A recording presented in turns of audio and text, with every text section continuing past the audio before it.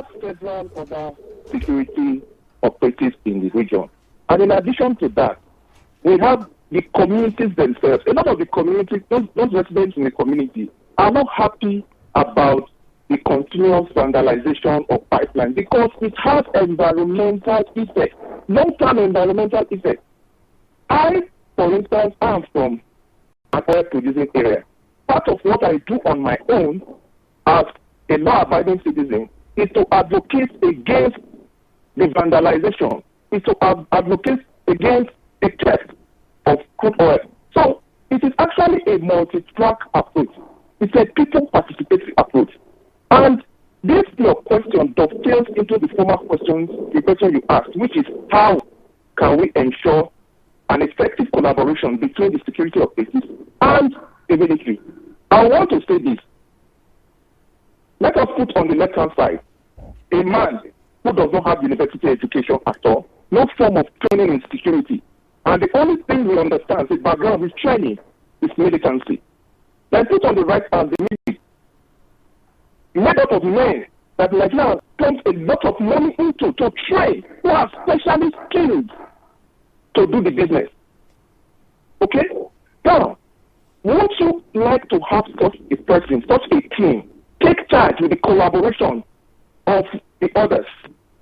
Yes, you will. And the involvement of the community people. And whenever power is given to any person or organization, it must necessarily be checked. Why do we have three arms of government? We have three arms of government because power should not be absolute. So in other words, you are concerned that nobody is checking the activities of the private security outfits. So in other words, you are concerned that nobody is checking the activities of the private security outfits. Also, let me give an example. You see, I have first-hand information of the captives by Tantita, who have told me that there are cells.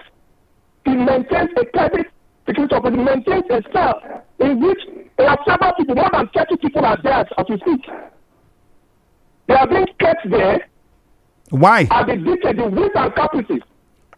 You say you have these reports. Did you also secure reports as to why those people are held there? Good. Let me tell you something. The reason why we have three arms of government is that a person does not accuse somebody of a thing, try the person, and sentence the person. Even Mr. President cannot try anybody. Mr. President is the head of the executive arm of government. His business is to execute the decision of the judiciary, and the business of the legislative arm is to make law. Okay? So, for whatever reason, any person who has been accused of committing a crime, the Constitution said that the person is presumed innocent until tried and proven guilty. Okay? And there is an arm of government that is responsible for doing that.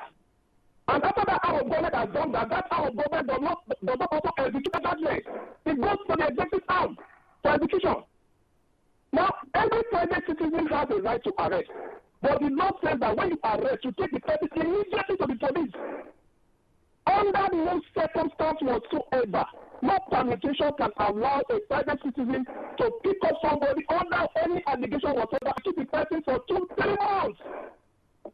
It's absolutely wrong. So, without even trying to understand what it has done, it is not the business of Tantita to arrest a person on any allegation. Detain the person for 2 months. Get the person to do manual job. We are not living for crying out loud. We are not living in Chief, we have to go to the phone lines and take a few calls because there are several people I'm sure that would have plenty of questions and contributions to make.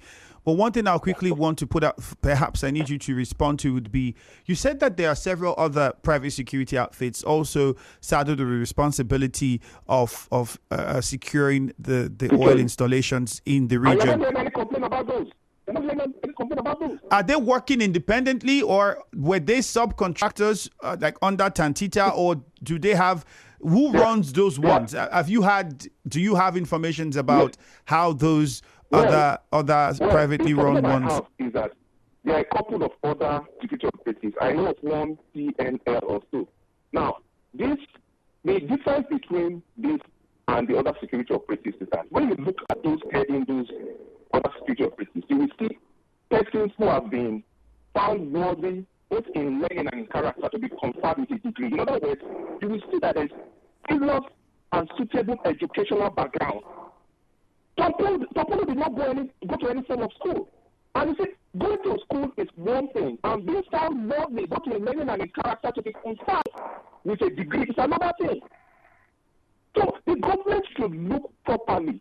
You wouldn't say because a man can ride a bicycle and is making a lot of noise that he should fly a jet. Engaging the services of a private security outfit run by individuals who have, well, whether we like it or not, some clinical foundation, like my guest has also highlighted. At what point do we become concerned that, well, this might move away from trying to ensure the stability of the region with regards to securing oil installation to becoming a private entity that could become a problem to the constitutionally set up security outfit of the country? Yes, it's a problem for the communities around that region. Even with his own tribes, they are having problems with him, and you have to consider other tribes there. You have the Shekiris, you have the Elijahs there as well that are not happy with the situation. So it can lead to even tribal conflict.